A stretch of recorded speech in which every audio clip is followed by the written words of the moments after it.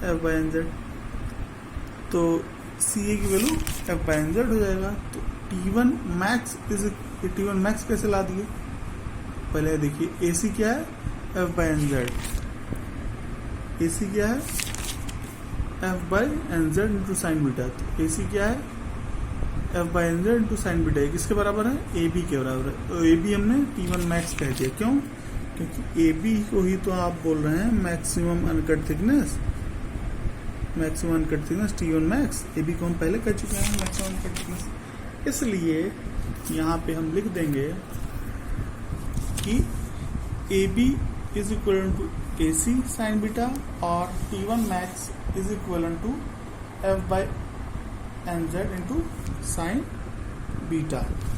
ठीक है, ये चीज हो गया, इतना क्लियर।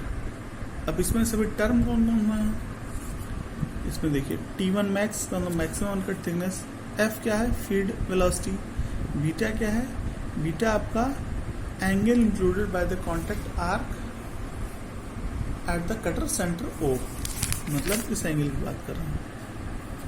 ठीक, एन क्या है, एन आरपीएम से रोटेट कर रहा है, जेड क्या है नंबर ऑफ टीथ। ठीक है, तो ये इतना पार्ट हो गया। ठीक, अब इसके आगे का जो पार्ट है, इसके आगे हाँ ठीक है, ये चीज हो गया एफ बाई एन जेड। ठीक, ये चीज हो गया। अब क्या देखेंगे, फिर ये सब हो गया। अब फिर हम एक चीज और इसमें देखते हैं, इस वाले में इस ट्रायंगल से देखिए, इस वाले ए ओ टी में, ट्रायंगल ए ओ टी में आप देखेंगे, या कहिए ओ ए टी में देखेंगे, ये राइट एंगल ट्रायंगल है, ये 90 डिग्री, ये हॉरिजॉन्टल लाइन है, वर्टिकल लाइन 90 डिग्री, ये बीटा है। ठीक, तो कॉस बीटा क्या होगा, यहाँ से ये एंगल है, ये 90 है, तो कॉस बीटा क्या होगा, बेस आपका ओटी, कॉस बीटा क्या हो जाएगा, cos beta is equal to क्या हो जाएगा, ओटी, ओटी अपॉन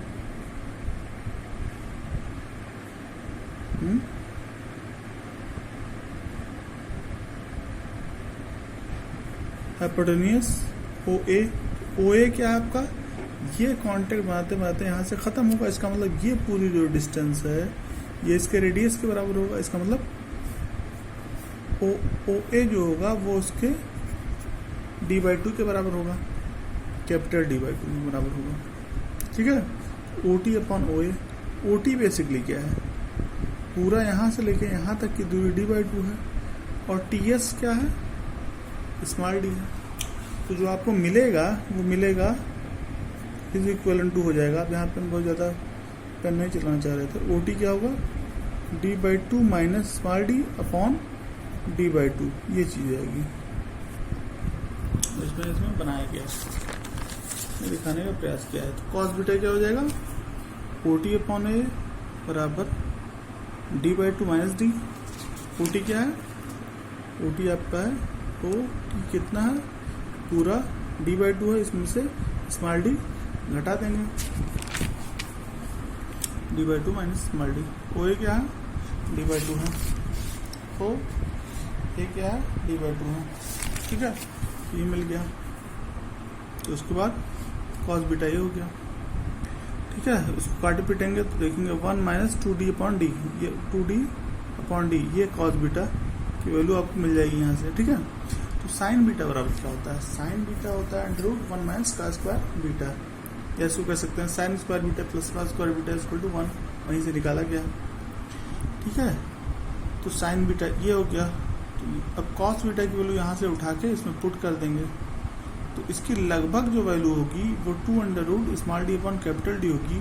कब, जब हायर ऑर्डर को निगलेक्ट करेंगे। क्यों, क्योंकि small D upon capital D की वैल्यू पॉइंट में आएगी, क्योंकि स्मॉल डी छोटा है और कैपिटल डी बड़ा है, तो उसका जब स्क्वायर होगा तो और छोटा हो जाएगा। तो हायर ऑर्डर को हम निगलेक्ट कर देंगे क्योंकि वो बहुत छोटा होगा। तब जो वैल्यू आपको मिल जाएगी वो मिलेगी 2 × small D upon capital D. ठीक है, तो ये चीज होगा। ठीक है, तो using this value of sine beta, अब ये साइन बीटा की वैल्यू आपको मिली, इस साइन बीटा की वैल्यू को आप इस बेसिक इक्वेशन में आप पुट कर देंगे। बेसिक इक्वेशन आपका ये वाला इक्वेशन है। यहाँ से क्या करेंगे आप, साइन बीटा की वैल्यू उठाएंगे, ये 2 small D upon capital D, और इसमें पुट कर देंगे। ठीक है, using this value of sine beta in expression of maximum uncut thickness. कौन सा एक्सप्रेशन है? मैक्सिमम अनकट थिकनेस का एक्सप्रेशन यही है। ठीक है, maximum uncut thickness we get T1 max. T1 max क्या है? F by N Z into sine beta. Sine beta क्या है आपका? साइन बीटा की value 2 small D upon capital D, तो F by N Z into 2 small D upon capital D, तो F by N Z ये आपको हो गया, और साइन बीटा की value 2 into small D upon capital D, ये मिल गया। तो ये T1 मैक्स की वैल्यू मिल गई, मैक्सिमम अनकट थिकनेस की वैल्यू आपको मिल गई। ठीक है, अब so the cutting force component FC and FT not only change the direction but also the magnitude of the cutting edge move along the cut the surface. It is obvious that when the cutting with the straight cutter there is no component of the cutting force along the cutter axis. उससे क्या होगा? The average uncut thickness can be taken. Average uncut thickness क्या होगा? Half of the maximum. क्यों ऐसा होगा? क्योंकि हमने देखा कि यहाँ पे T1 की वैल्यू 0 है, अनकट थिकनेस की वैल्यू 0 है, और यहाँ पे मैक्सिमम है। एवरेज क्या होगा? इसको मैक्सिमम और मिनिमम को जोड़ दो, बटे 2 कर दो, ये तो होगा। तो मैक्सिमम तो ये है और मिनिमम आपका 0 है, दोनों जोड़ दो, बटे 2 कर दो, तो 2 कट जाएगा, तो हो जाएगा T1 एवरेज की value F by N Z under small D upon capital D.